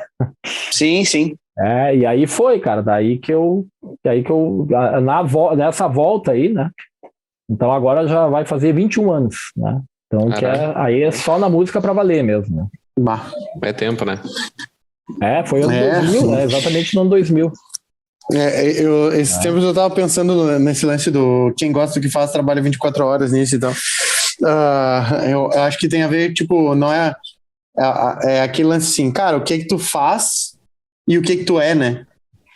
Tipo, eu sou um músico, eu trabalho com isso. Não, é diferente, né? Sabe, tipo, eu sou engenheiro mecatrônico ou eu trabalho com engenharia, sabe, como engenheiro mecatrônico, são coisas diferentes, né? Eu sou uma máquina de fazer dinheiro. O Léo é a casa da moeda. Cago medinha. Não, mas tipo, é o que eu sou e o que eu faço, né? São coisas diferentes. Esse tempo eu até te falei, né? Quem gosta do que faz não tira férias. Mas tipo... E a Fernanda até, o que é? Você lembra? Foi quando ela perguntou se a gente ia parar no Ano Novo e no Natal. A gente, não, vamos estar trabalhando direto. Cara, mas é um lance que eu acho que na música parece ser um desafio também grande tu assumir, né? É o que eu faço e o que eu sou, né? Eu sou músico e o que eu faço, eu trabalho com outras coisas e tal. Que é aquela coisa, cara, o que que tu faz? Tipo, o que que tu é? O que que tu faz, né? Cara, eu sou músico, show de bola, mas trabalha com o quê, né? Aquela... o trocadilho, né? Aquele... exatamente. É foda, né? Mas é bem interessante, é uma reflexão massa de fazer em qualquer... Independente da área que tu trabalhe, né? De tipo, o que eu sou e o que eu faço. Eu não vou me lembrar agora, cara, porque ultimamente minha memória tá me traindo demais. Mas tem uma passagem até da Bíblia, né? Que fala sobre a questão, tipo assim, qual é o manto que tu veste? Né? É uma alusão a dizer que a partir do momento que tu veste aquele manto, tu é aquilo, mas tu tem que ser integral, né? Show. Tipo assim, tem as comparações, né? Se tu quer ser um torcedor colorado, tu não vai vestir a camisa do Grêmio, Né? Sim. Se tu quer ser um general da Marinha, tu não vai aparecer no Exército. Né? Tu tem que ser autêntico, né? Íntegro, né? Naquela linha, né? Inteiro naquilo, né? Inteiro naquilo, exatamente. Isso. Integridade na essência da palavra mesmo, ser inteiro isso, aquilo. Isso. E é uma busca, né? É uma busca permanente, né? Do ser humano, né? Porque mesmo que tu escolha um caminho, né? Tu tem que fazer o teu esforço para aquilo se alinhar de alguma forma até tu conseguir, né? Ter esse 100%, né? De estar vestindo, sim. né? O manto, né? No caso. E não é barbado, na real, né? Porque várias vezes vai te desmotivar, várias vezes tu não vai alcançar o resultado na hora que tu quer. É um trampo, é uma dedicação constante, na real, né? Sim. E vão te oferecer mil coisas que vão tentar te tirar do caminho também, né? Tipo, eu quero ser músico, mas tu vai ter trocentos no meio do caminho. Cara, mas eu te dou 2.000 pra tu trabalhar comigo nisso aqui. Cara, mas eu queria ser músico, sabe? Tipo, a gente sabe bem. Mas tá rolando aquelas lives do Primo, né? E ele tá falando sobre Jesus, o Primo Rico, né? E ele falou, eu acho que foi ontem ou hoje, agora eu não me lembro, mas eu lembro que ele falou sobre isso, que 1.000 pessoas vão aparecer na tua frente te oferecendo oportunidades, mas se tu gosta daquilo que tu faz, tu tem que seguir fiel àquilo que tu faz. Eu não me lembro ele tá falando sobre as parábolas que Jesus falava, né? Eu não vou me lembrar qual que era agora, mas eu lembro que ele falou muito disso. Ele passou 1 hora falando sobre isso, sobre as pessoas tentarem a te tirar do teu rumo, alguma coisa assim. Foi bem incrível. E na Bíblia... Pode falar, Pablo, pode falar. Não, fala que depois eu complemento. Fala. Não, é que na Bíblia Jesus se encontra 2 vezes com o diabo, né? É isso aí. É isso aí, pode crer. Jesus encontra 2 vezes com o diabo, e ele tem uma passagem que ele vai... É a do deserto que ele falou? É a do deserto, que ele tá fazendo o jejum, e aí o diabo primeiro tenta ele primeiro, se tu realmente é filho de Deus, tu vai transformar essa pedra em pão. E aí ele fala, tu não vai duvidar da palavra de Deus e tudo mais. E aí ele vai te tentando para te tirar do teu objetivo. Pode crer. E tipo, o diabo, que quase sempre quando aparece o diabo é uma metáfora, né? É aquela coisa, ele é uma metáfora.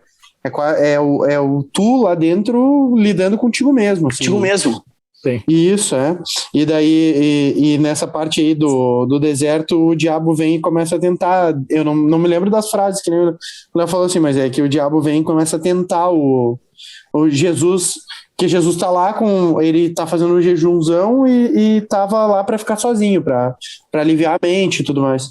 E o diabo vem e começa a tentar ele, tipo, a querer tentar ele em relação à fome, à comida, né? Aquela coisa. Isso, exatamente, tipo, tentar desviar do foco que ele tinha posto quando foi pro deserto.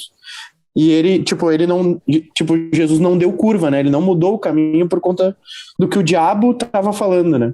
Com ele. E é bem legal isso, tipo, tem trocentas mil formas que a galera fala sobre isso, né? Sobre a questão do que tu foco expande, não sei o que lá. E realmente, tipo, cara, eu quero viver disso. Show de bola. Se tu parar de tentar viver disso daqui, realmente tu nunca vai viver disso, né? Agora, se tu seguir tentando até o dia que tu conseguir, realmente, daí tu conseguiu. Tu vive disso hoje. Mas não é fácil. Assim... Pensando na minha experiência pessoal, eu vejo assim que naquele recomeço, ali no ano 2000, uma das coisas que... um insight assim, que eu tive, né, é que é o momento de tu estar disponível para tudo que vier. Sim. Né? É a música? É a música, beleza. Mas não tá na hora de tu escolher. Né? Tá na hora de tu... né, tá disponível para o que aparecer. Experimentar. Né? Exatamente. E isso, cara, acaba que é uma ideia, né? Um comportamento, um mindset assim, que te leva às oportunidades depois. Né? Porque a partir daquele momento ali, dando sequência sobre a história das bandas que tu falou, né, Pablo? Cara, tinha aquela banda, passou um tempo, eu fui convidado, tinha uma aluna da Prelude lá que fazia aula de canto e ela ia gravar um disco, né? E aí ela me convidou para ser o guitarrista da banda, para ajudar a fazer os arranjos, então, ó, já se envolvendo num trabalho autoral. Sim. Né? Então, ali começou uma situação. Passou isso, cara, daí aquela a banda anterior ali, a banda Plano B, né? Ela era boa, funcionava, mas não funcionava como eu queria, né? No sentido, assim, de saber vender a banda, de profissionalizar um pouco mais, né? Uhum. Eu não tinha quem me acompanhasse nessas tarefas, e eu não podia fazer tudo sozinho, né? E aí, passado um tempo, um amigo me convidou para uma outra banda. E aí, aí que levou a gente se conhecer, Pablo, porque essa banda começou a tocar no Armazém Acústico. Ah, sim, né? Claro. E aí essa banda deu outra oportunidade de experiência para mim, que foi tocar música brasileira. Né? Uhum. Tava muito, né, com a banda Plano B, rock, pop rock, nacional, internacional e tal. Aí chegou o cara e disse assim, cara, aqui nós vamos tocar Djavan, Gilberto Gil, Skank, Jota Quest, né? A pegada é mais suave, né?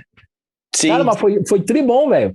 Porque ao mesmo tempo que eu ainda estava recebendo, né, os ensinamentos do Merônio da parte de harmonia, eu estava começando a ver agora, aqueles acordes bacanas, né, das músicas do Djavan, alguma do Gilberto Gil e tal, né, que Jorge Versilo também veio, né, surgiu assim com bastante, né, cara. Então ali foi outra etapa de experiência, assim, bem bacana com banda, né. Aí foi logo depois. Outro universo. Exatamente. Cara, só voltando rapidinho àquela conversa de antes ali, que existe um contraponto também, né? Que é quando o cara sabe o que é, né? E às vezes é um trabalho, é um caminho árduo, né? Pra tu seguir aquilo lá e dar continuidade. Uhum. Eu acredito que, claro, que às vezes é difícil, né? Mas eu posso estar errado, mas eu tenho a impressão de que mais difícil do que o cara saber o que é e ter um caminho árduo é tu passar uma vida sem saber o que tu é, né? E isso aí acontece direto, sabe? Tem gente que passa uma vida com essa frustração, assim, de que, cara, os caras fazem várias coisas, sabe? Às vezes até sucedem, sabe? Mas lá no âmago, adoro falar essa palavra, lá no âmago deles, o cara pensa, o que eu sou? Eu não sei o que eu sou, quem eu sou, sabe? Então é um ponto. Ou é aquela parada de, tipo, até sabe o que queria, o que gostaria de fazer, mas viveu uma vida inteira sem fazer aquilo, né? Fazendo também, o que não queria. É outra coisa, então, também. Porque às vezes não é confortável tu aceitar o que tu é, né, Pablo? Não, com certeza não. Tipo, com certeza não. Sei lá, por exemplo, eu quero ser milionário, mas, eu queria ser milionário sendo hippie, fazendo artesanato na rua. Entende? Entendi. Eu vou ter que abrir mão do que eu quero em relação ao que eu sou, entendeu? Então, claro. Tipo, essa batalha não é fácil. Tu aceitar que eu não vou ser milionário, mas eu vou viver feliz, sabe? Uhum. Tipo, essa batalha de o que eu quero e o que eu realmente sou, é muito difícil a aceitação dela, às vezes, né? Aceitar o que eu quero e o que eu sou, assim. A gente até às vezes conversa sobre isso. Tipo, hoje eu trabalho de novo como corretor de imóveis. Financeiramente, para mim, é inacreditável o quanto eu consigo ter sucesso, às vezes, para mim mesmo. Eu acho porque eu nunca me considerei um cara com essa habilidade, mas eu tenho a habilidade, é fácil para mim vender, eu consigo vender bem, mas ao mesmo tempo o meu nível de felicidade caiu. O meu nível de felicidade baixou muito, porque me limita. O que eu quero é ser livre. Uhum. Né? Eu sou um cara que deveria ser livre, mas ao mesmo tempo eu também quero ter uma estabilidade financeira, né? Então, assim, é o que eu sou. Eu sou um cara que nasceu para ser livre, mas o que eu quero ter dinheiro e ser livre, entendeu? Então, tipo, eu estou passando esse processo onde eu diminuí a minha felicidade, mas estou indo agora um pouquinho conquistando aquele financeiro, entendeu? Coisa que há um ano, 2 atrás, o meu financeiro estava lá no chão, mas o meu nível de felicidade estava lá no alto, né? Então é maluco isso, assim. É estranho, para muitas pessoas é difícil. Pá, mas tu estava sem dinheiro, mas estava feliz? Cara, eu estava muito feliz. Porque eu podia ver o Pablo muito mais do que eu vejo hoje. Porque eu podia ver o Vicente muito mais do que eu vejo hoje. Porque eu podia ver o Léo muito mais do que eu vejo hoje. Né? Chega no final de semana, eu não consigo viajar, eu tenho que trabalhar. Então, para quem não sabe, o Vicente é meu filho, que é afilhado do Rafael, só pra galera entender. Sabe? Então, para mim, me machuca muito, me dói muito não poder, sabe? Mas, sei lá, eu prefiro enxergar como um passo, como um meio do caminho, né? Não como um final. Então, existem várias variáveis que fazem. Por isso que eu digo assim, tipo, eu penso hoje, eu vou aceitar então nesse momento não ter o dinheiro que eu gostaria de ter para viver um pouquinho dessa felicidade aqui, ou não, tá, eu vou aceitar que isso daqui então vai ser um meio do caminho para mim agora, mas eu tô dando todos os dias, quando eu tive reunião com o Léo, quando eu tive reunião pro Pablo, é um passo em direção àquela liberdade lá, eu tô focando na liberdade lá. Cada dia que eu trabalho aqui, eu construir a minha liberdade lá. Coisa que antes eu não fazia. Antes eu ganhava o dinheiro e torrava todo o dinheiro. Hoje eu guardo, né? Hoje eu guardo o dinheiro por quê? Pra daqui a pouco eu não precisar mais fazer isso, porque aquele dinheiro já tá... Eu já investi ele de um formato que me deu a liberdade. Então, hoje eu tô construindo a liberdade, mas é uma parada muito... que tem que ter... é uma etapa, né? Tem que ter maturidade e clareza. Tu tem que entender pra onde que tu tá indo. Esse é que é o lance. É isso aí. É foda. Ô, Duda, olha só, queria pegar um gancho, cara, pegando desse clima aí, sobre os percalços do trajeto, que não é fácil como músico, né? Tu é um cara que é professor há muitos anos, assim, e eu também, e uma das coisas que eu acredito, assim, de forma geral, que é a maior, talvez seja a maior dificuldade para professores de guitarra, de música, de forma geral, né? Que é tu conseguir ter a habilidade de motivar os alunos. Porque, tu sabe, guitarra é um hobby, na grande maioria dos casos, né? É algo que o cara faz lá. Se o cara se aperta de grana, a primeira coisa que o cara vai cortar é o curso de guitarra, entendeu? Sim. Não vai ser o curso de inglês, não vai ser a comida, entendeu? Vai ser o curso de guitarra.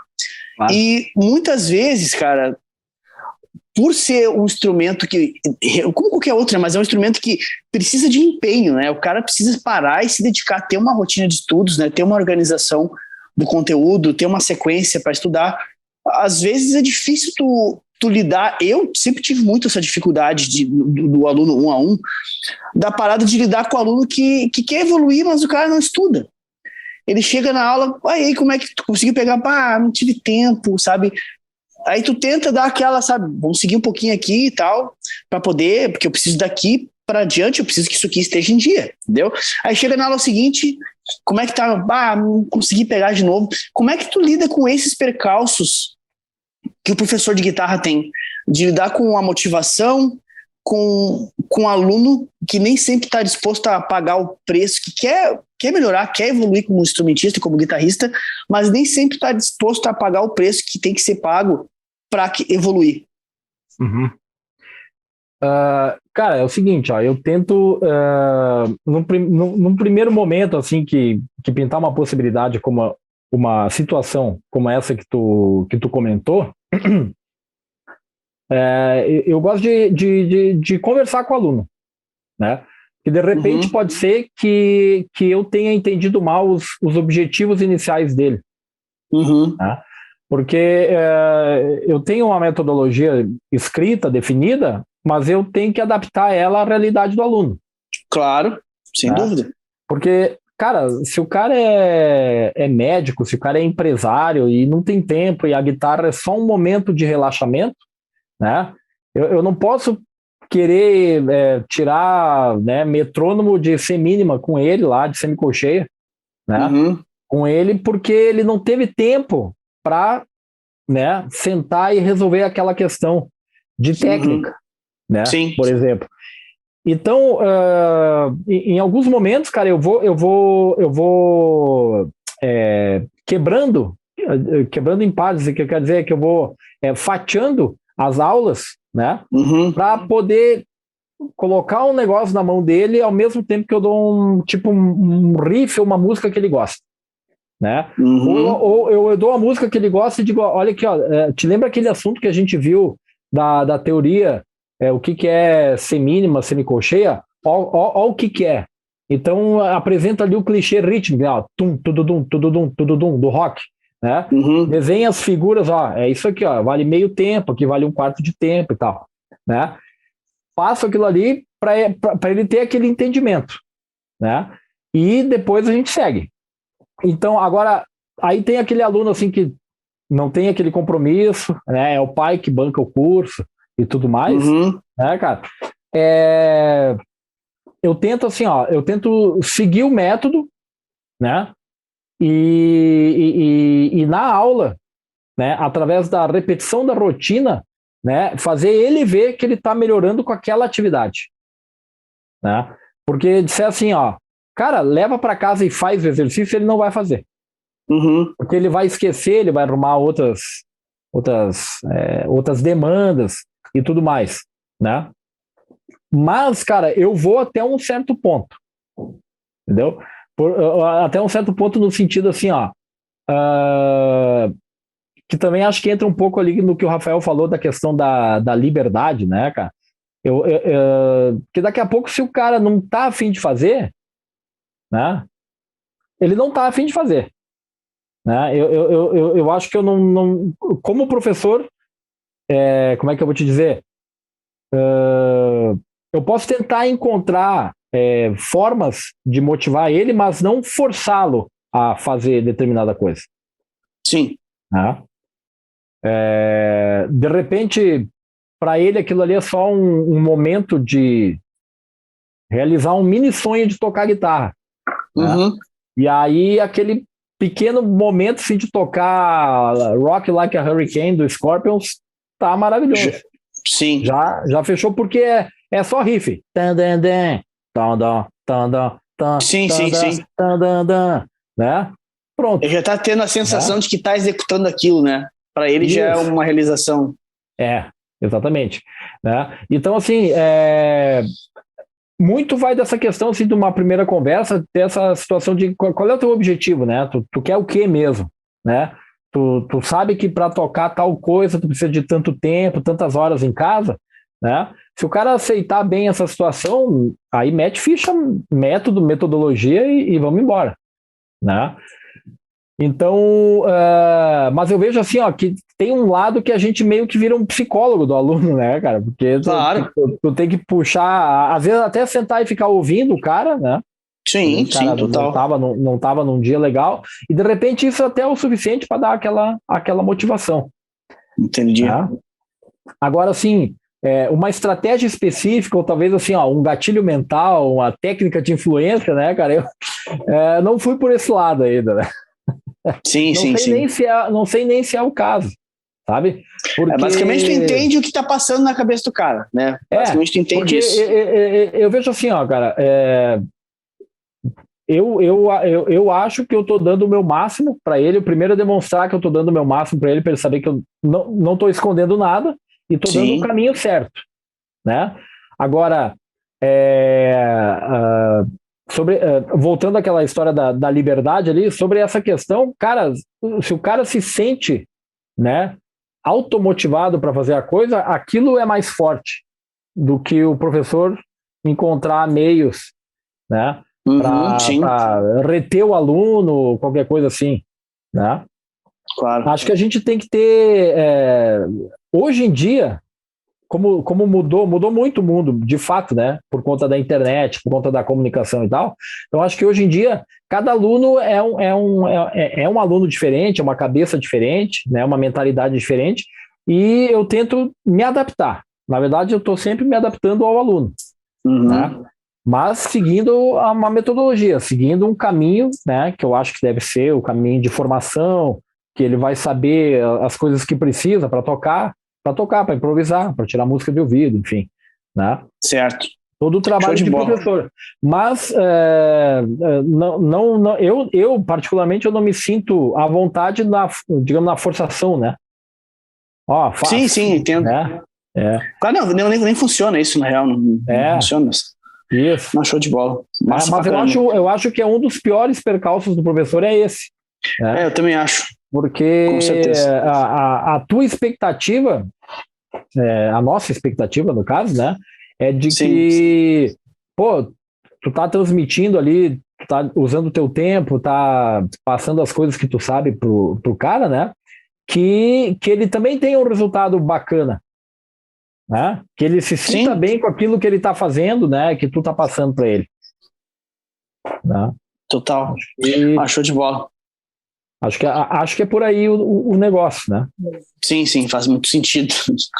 Ô, Duda, cara, assim, ó, queria te agradecer de coração por ter aceito participar, foi muito legal o bate-papo, foi massa saber a tua história, a tua trajetória como músico da noite, que tu é um cara legal, consagrado na região, na cidade de Caxias já, um cara que está há muitos anos da cena e todo mundo conhece teu trabalho e admira, inclusive eu, né? Obrigado. E foi muito massa, né? Legal, muito massa te ter conosco aqui. Queria te agradecer de coração aí por ter aceito participar e por ter dedicado o teu tempo pra gente. Valeu mesmo, cara, de coração, muito massa.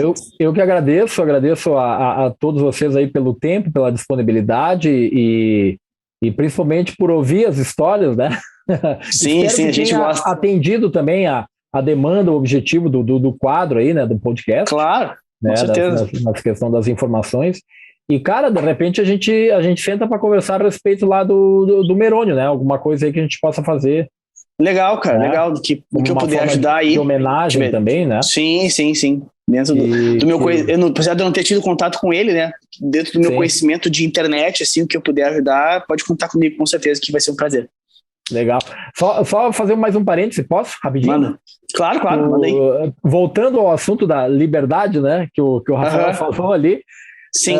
Cara, isso não é uma história minha, né? Mas é uma história do Merônio. Olha só, ele pegou uma fama um tempo, isso depois que ele veio do México, né? Então ele estava assim, um músico formado, feito, né? Abriu uma escola, né? Agenda cheia, né? Aula de segunda a sábado e tudo mais, né? E, cara, olha só, ele pegava, aí, assim, era da cabeça dele, né? Que, assim, pelo que eu conheço dele, ele é um cara, assim, que ele, para onde ele aponta, ele procura fazer aquilo dentro, como é que eu vou dizer? Se ele avaliar que aquilo é prazeroso para ele, ele faz. Né? Independente do que for. Né? E uma coisa que ele pegou fama é que, assim, ele terminava as aulas, por exemplo, um dia de chuva aqui em Caxias. Ele terminava as aulas, botava o violão na capa, tirava o calçado, enrolava as calças e ia para a rua com o violão nas costas no meio da chuva, caminhando. De pé descalço.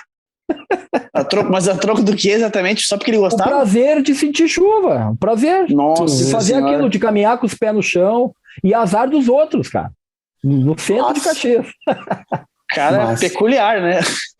Então, assim, é uma coisa assim, e tem gente que conta isso, eu lembro, o cara lá andando, né, com o violão e pé no chão. E muito interessante, né, cara, tu pensar, que desapego, né, ainda mais na cidade de Caxias, que a cidade de Caxias existe um negócio de julgamento muito grande, né, as pessoas sempre ficam analisando o que tu faz, como tu te veste, se tu sai na rua e São Pellegrino de chinelo, os caras já te olham assim, tá andando de chinelo, sabe? Eu acho que esse foi o maior impacto quando eu cheguei em Caxias. Eu acredito. Quando eu e a Vitória, a gente ia no Iguatemi ali, aí eu peguei, botei minha bermuda e meu chinelo, e vamos pro Iguatemi. E a Vitória assim, tu vai de chinelo? Que chinelo, né? Agora tu imagina tu de sapatos. E agora tu imagina dos anos 90 tu andar descalço na chuva com um violão nas costas. Não, 80. 80. Nossa, maluco, né? No mínimo. Não tinha nem asfalto nas ruas de Caxias, tudo paralelepípedo. Imagina só. Massa pra Chevette na rua. Pois é. Mais coisa legal para ter no documentário, né? Coisas massa de se contar, com certeza. Pois é. Sem dúvida. Mas essa é uma coisa que eu acho bacana, né? Essa questão do prazer, da liberdade, da autenticidade, né, cara? Independente do que o cara vai fazer na vida, né? Claro. Buscar essas coisas, porque é uma forma de viver também, né? Tu não precisa... Claro. Às vezes, né? É o dinheiro, é um bem material, né? Às vezes o prazer de caminhar na chuva já resolveu o dia dele. Total. E tá tudo certo. Com certeza. Galera, obrigado pelo tempo, obrigado pelo convite. Tá? Foi um prazerzão fazer parte desse quadro, famoso quadro agora, né? Tá bombando, né? Tem redes sociais, Duda, que queira deixar pra galera te seguir? Tem. O Instagram é @Duda_Goldani. Né? Facebook Duda Goldani, YouTube Duda Goldani. Né? Show de bola. Sejam bem-vindos. Com certeza. Show de bola. Tá, galera? Fechou então, gurizada. Desculpa, qual é o nome do ponto? Do Léo. Do Léo. Léo, tu falou muito hoje, velho. É normal. Edita bem esse vídeo aí, tá, galera? Porque o Léo falou demais. Eu vou ter meus cortes, depois a gente faz os cortes do podcast. Meus cortes normalmente duram entre 10 a 15 segundos. Eu tô aqui só pra fazer abertura, fechamento e fazer umas piadas no caminho, tá ligado? Só pra isso. Então bora lá. Se tu nos segue até agora, guitarrista, já deixa o teu like, te inscreve. Eu vou bebendo meu café e tu vai treinando a tua emoção no braço da guitarra. De segunda a segunda a gente vai postar no @PabloKlein conteúdos para te desenvolver esse feeling na guitarra, não focando em teoria, não focando em técnica, e sim em desenvolver dentro da tua cabeça o feeling na guitarra, aprender a emocionar, aprender a desenvolver emoção, assim, a correr lágrima, tá ligado? Lembrando também que somos patrocinados pelo Mestre do Feeling, Palheta Chutes, MF Mode Custom Pedals, La Rocca Camisetas e Kairos Pedalboards. Era isso? O Wilson aí, então. Mandou muito nos patrocínios. O Léo hoje tá afiado. Ele botou um quadro. Ele nem respirou no intervalo, ele puxou aqui, ó, e tudo na pinha, só na gaveta. Viu, Duda? Por isso que eu tô aí, porque eu acerto os patrocinadores, né, Dallas? É verdade. Importante, né? Já ouvi o barulhinho aqui, já ouvi o barulhinho do cofre. O Dallas, o Max da MF Mode, o Max já bloqueou o Rafael no Instagram, porque o Rafael não acerta uma vez o nome da porra da empresa do cara. MF Mode Custom Pedals. O Rafael é MF Custom Pedals. Mode Custom Pedals. M Mode. Faz parte, mas eu só sei o seguinte. Eu só sei o seguinte, mas ó. O teu pedal barato com som de pedal gringo. É isso aí. Que o cara faz. É o que importa. É isso aí que o cara faz. O cara, ó, não acreditou? Entra lá no perfil dele do Instagram pra te ver. Tu vai comprovar, tenho certeza disso. Total. Fechou todos, então? Então agora, ó, acabando pra finalizar, pega a tua guitarra, entra lá no YouTube do Pablo, que ainda tem a live da semana passada, ele ensinando tu a emocionar através da guitarra. Senta a palhetada e bora emocionar.